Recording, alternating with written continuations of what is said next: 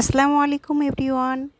যে যেখান থেকে ভিডিওটি দেখছেন, আশা করি সবাই আল্লাহর অশেষ রহমতে অনেক অনেক ভালো আছেন ও সুস্থ আছেন। তো আজ ডেকোরেশন করছি একটি ভ্যানিলা ফ্লেভারের কেক, আর এটি হচ্ছে ডোরেমন থিম কেক। তো আশা করি আপনাদের ভালো লাগবে। আর ভিডিওটি যদি ভালো লেগে থাকে তাহলে প্লিজ লাইক, কমেন্ট ও শেয়ার করতে ভুলবেন না। আর যারা ইউটিউব থেকে দেখছেন তারা প্লিজ আমার চ্যানেলটি সাবস্ক্রাইব করে দিবেন, আর পাশে থাকা বেল আইকনের অল নোটিফিকেশন অন করে দিবেন। তো আমি এখানে ডোরেমন থিমের কেকটি ওপরটা ভালো মতো ফিনিশিং দিয়ে নিচ্ছি।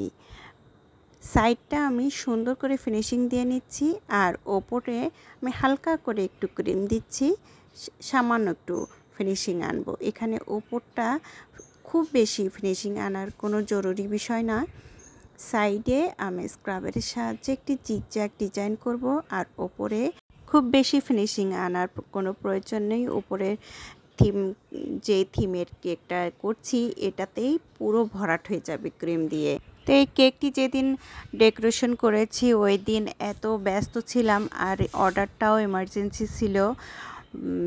সব মিলিয়ে খুবই দ্রুত কেকের কাজটি কমপ্লিট করতে হয়েছিল। আসলে যে কোনো থিম কেকের ডিজাইনগুলো যখন করা হয়, এই ডেকোরেশনগুলো যখন করা হয়, তখন কিন্তু তাড়াহুড়া করা যায় না।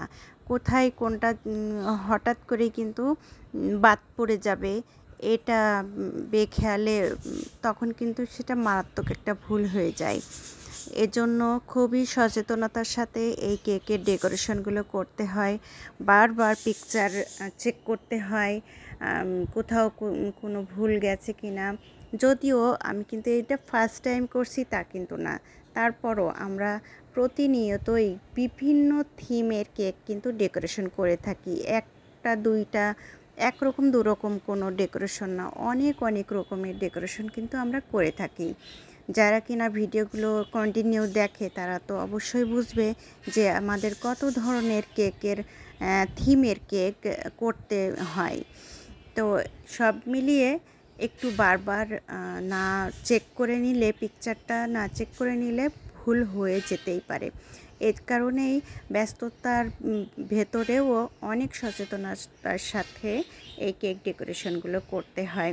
তো যেহেতু একই ফোন থেকে ভিডিও করছি, আবার সেই ফোন থেকেই আবার পিকচারটা চেক করছি, এ কারণেই একটু বারবার দেখে নিতে হচ্ছিল।